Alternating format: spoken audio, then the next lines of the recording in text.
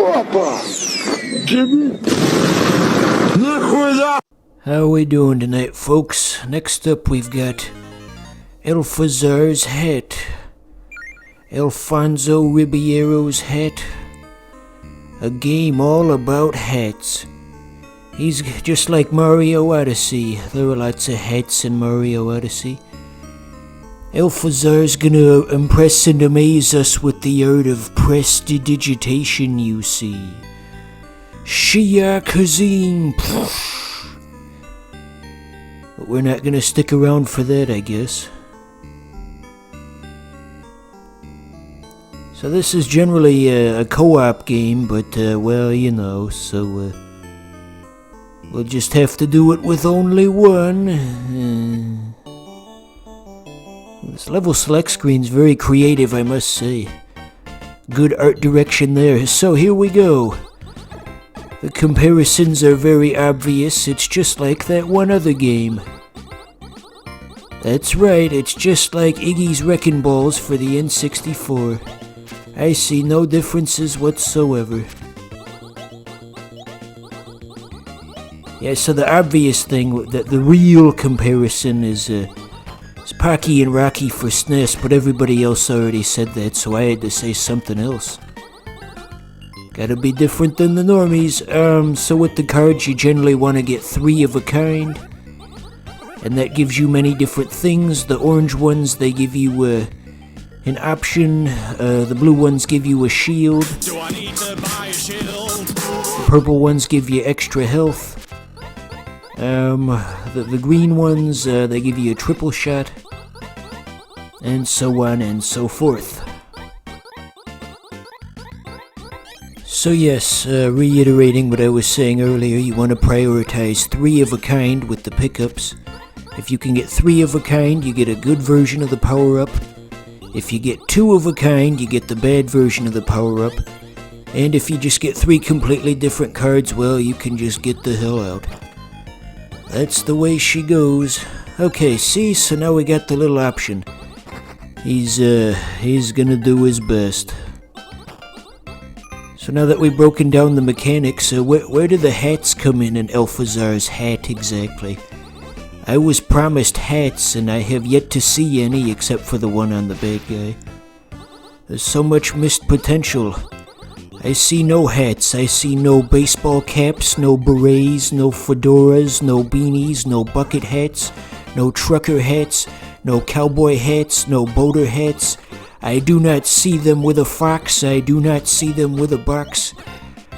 I cannot put a hat on, oh, fuck, I had a joke but I fumbled it. Anyway, yeah, no hats.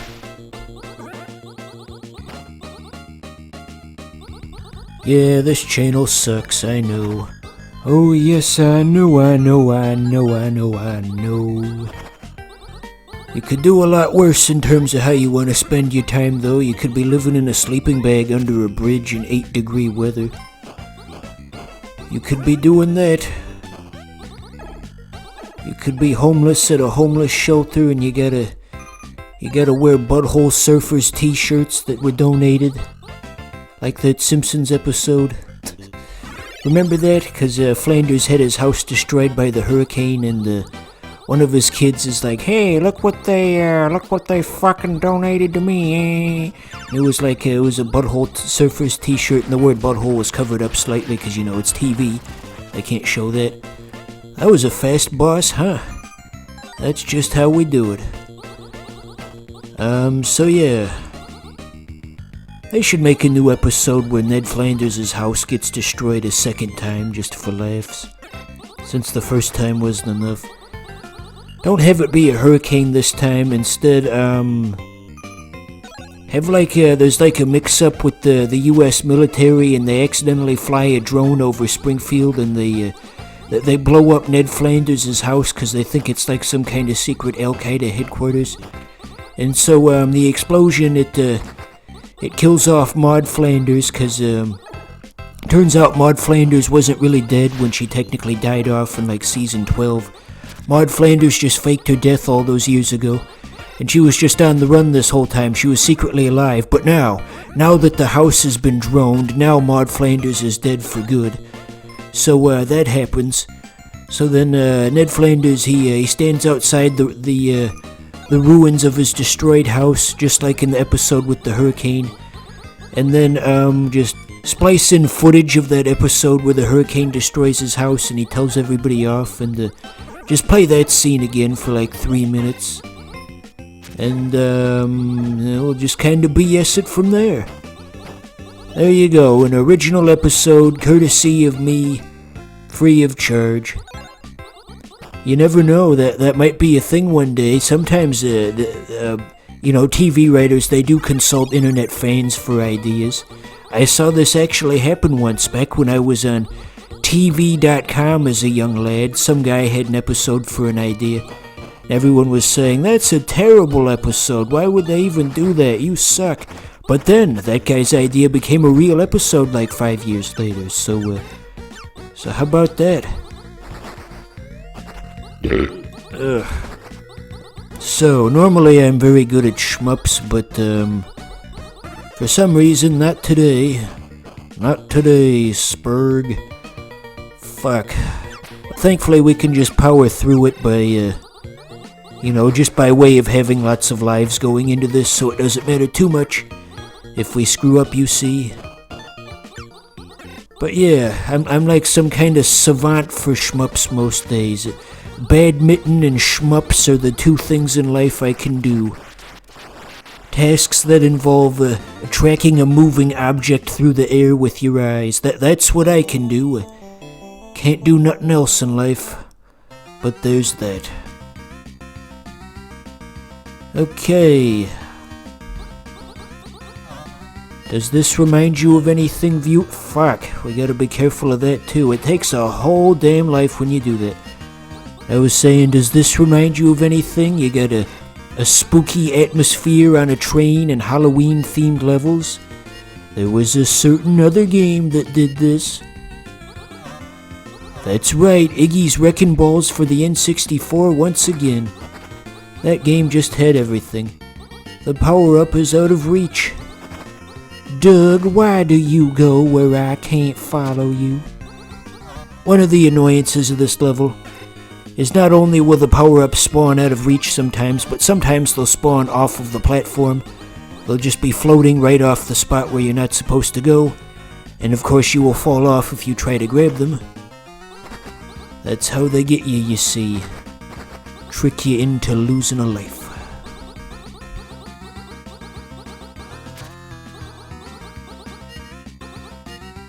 So, I already know the answer to this question, but I'll ask you, the fans, anyway. Just looking at that picture of that bunny in the top left corner of the screen, is it weird that that picture kind of comes off as hot to me? You're probably thinking, okay, I'm gonna turn off the video now. But yeah, I mean, it's just, I don't know.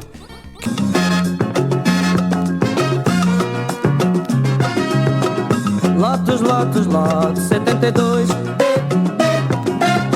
Lotus, Lotus, Lotus, 72. É a máquina do tempo e na velocidade não tem igual. E num grande torneio de caráter internacional de Fórmula 1.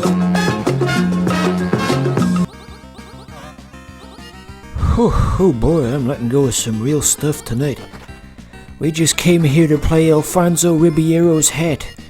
We just wanted to have hat-related fun, and now it's come to this. Fuck, that is so annoying. I don't know what they could do differently. I guess putting guardrails on it would kind of defeat the purpose of, having a game that's challenging to play. Somebody just pinged me at work. It is 4:15 p.m. on the last workday before Christmas. What could you possibly want? For fuck's sake. Anyway,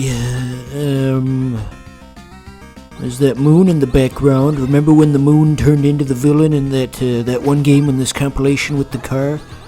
Maybe that happens at the end of this level. We don't know. Nobody. Oh my god. Oh my god, Lois. Oh my god. How does Peter Griffin sound? Oh my god, holy crap, Lois, he fell right off the train. Fuck.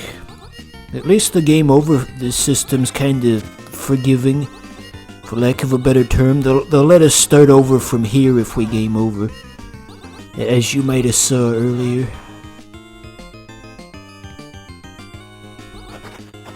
You think that scrolling effect in the background was doable on an actual NES? See, there's some layers to it. You got the moon, you got the mountains, you got the streetlights. I don't think an NES could have done that. Well, we'll give this another go some other time.